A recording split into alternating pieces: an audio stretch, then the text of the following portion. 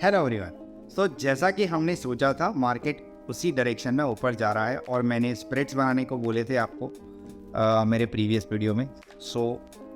Dot to dot market का moment वैसा ही।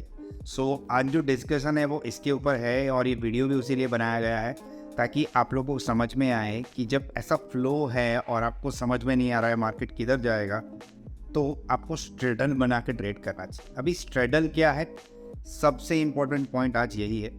Straddle का मतलब होता है जब भी मार्केट कुछ टाइम में तक कुछ सीमित दायरे में रहता है, उसके बाद जब फ्लो आने की तैयारी होती है तो कहीं पे लॉन्ग बिल्डअप हो रहा है ओपन इंटरेस्ट के और वॉल्यूम के बेसिस पे, तो हम लोगों को कुछ ऐसे इंट्यूशंस आते हैं कि किसी भी एक साइड मार्केट में बड़ा मूवमेंट तो आना तय है, बट कहाँ वो तो भगवान जाने। तो हम लोग ऐसे टाइम पे ऑप्शन में ट्रेडिंग करके पैसे बना सकते हैं। कैसे? या तो कॉल बाय करके या तो पुट बाय करके, ठीक है, या तो ऑप्शन सेल करके, ठीक है। ऑप्शन सेलिंग में क्या क्या होता है? कॉल सेल करना है, पुट सेल करना है, जिसके शॉर्ट सेलिंग कहते हैं, ठीक है, कॉल राइटिंग कहते हैं, पुट राइटिंग कहते हैं। तो ये हो गई एक परिभाषा। अभी दूसरी बात, स्ट्रेडल, हमारा जो सबसे इंपॉर्टेंट पॉइंट है वो स्ट्रेडल। अभी स्ट्रेडल क्या है?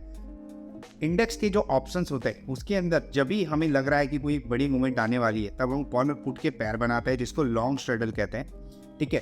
तो कॉल और पुट के पैर कौन से बेसिस पे बनाए जाते हैं? कॉल और पुट के पैर दो बेसिस पे बनाया जाता है, या तो वॉल्यूम के बेसिस पे, या तो ओपन इंटरेस्ट के बेसिस पे, या तो प्रीमियम के बेसिस पे, ठीक है। तीन चीज़ से ज़्यादा कुछ होता नहीं है। तो हम लोग जनरली प्रीमियम के बेसिस पे बनाते हैं। प्रीमियम मतलब जनरली निफ्टी जो ट्रेड कर रही है, फॉर एन एग्जाम्पल 17,400 पर ट्रेड कर रही है, 17,300 पर ट्रेड कर रही है, 17,500 पर XYZ कहीं भी ट्रेड कर रही है, तो हम 17,500 का कॉल लेते हैं और 17,500 का पुट लेते हैं, जिसका प्रीमियम से वो बेटर है। आप दोनों साइड इन द मनी के कॉलर पुट ले लो और इतना ध्यान रखो कि प्रीमियम सेम होना चाहिए इरिस्पेक्टिव ऑफ एनी मूवमेंट। मान लो आपने 100 रुपये का कॉल बाई किया और 95-92 का पुट होगा तो चलेगा, बट ज़्यादा वेरियंस 30-40 रुपये का वेरियंस नहीं होना चाहिए, 5-10 रुपये का वेरियंस चलता है।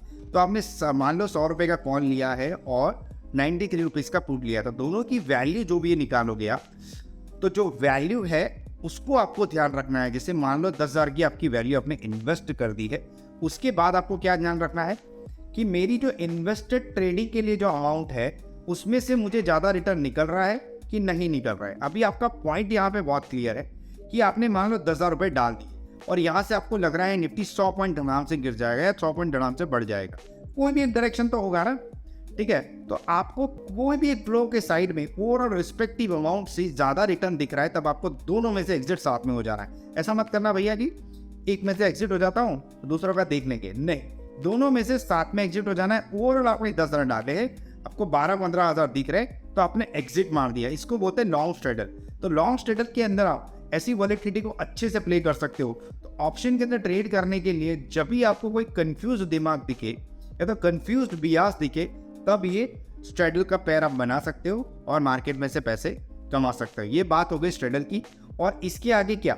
इसके आगे अगर आपको कोई डाउट है तो आपका स्टॉप लॉस क्या होना चाहिए? आपका स्टॉप लॉस इन्वेस्टमेंट अमाउंट जो भी ट्रेडिंग के लिए डाला है, अगर उसमें थीटा डिके हो रहा है, मतलब प्रीमियम डिके हो रहा है, साइडवेज है, तो क्या होता है? इसमें नुकसान की प्रोबेबिलिटी भी है, क्योंकि क्या हर ट्रेड में नुकसान की प्रोबेबिलिटी होती है। नुकसान की प्रोबेबिलिटी की है जब निफ्टी जरूरत से ज़्यादा साइडवेज टर्म में रहेगा तब थीटा डिके हो सकता है। तो थीटा डिके जब हो रहा हो तो आपका stop loss in terms of money, not technical parameters, in terms of money 2,000 रुपये का स्टॉप लॉस या तो 3,000 रुपये का स्टॉप लॉस आप रख सकते हो। तो अगर आप इंटेंसिव ट्रेड कर रहे हो तो आपका स्टॉप लॉस तय है। ऐसा समझ लो कि मैं स्टॉप लॉस 2,000 का रखूंगा इन इरिस्पेक्टिव ऑफ एनी मोमेंट। अगर मुझे जो कैपिटल मैंने डाला है उसमें 2,000 का लॉस दिख रहा है तो मैं एग्जिट हो जाऊंगा। एल्स जब तक मुझे रिटर्न नहीं निकलता मैं तब तक बैठा रहूँगा। ये दो ही प्रोस्पेक्टिव है। ऑप्शंस में आप टेक्निकल पैरामीटर्स को देख के ट्रेड नहीं ले सकते हो, क्योंकि उसमें ऑप्शन ग्रीक्स भी शामिल होते हैं। ऑप्शन ग्रीक्स अगर आपको डीपली समझ में आ जाएंगे तो टेक्निकल देखना थोड़ा कम कर दो, ठीक है। चलो, thank you very much, bye bye, keep investing, keep trading, और ऐसे यूजफुल इन्फॉर्मेशन के लाइक, शेयर और सब्सक्राइब जरूर करें। Thank you very much.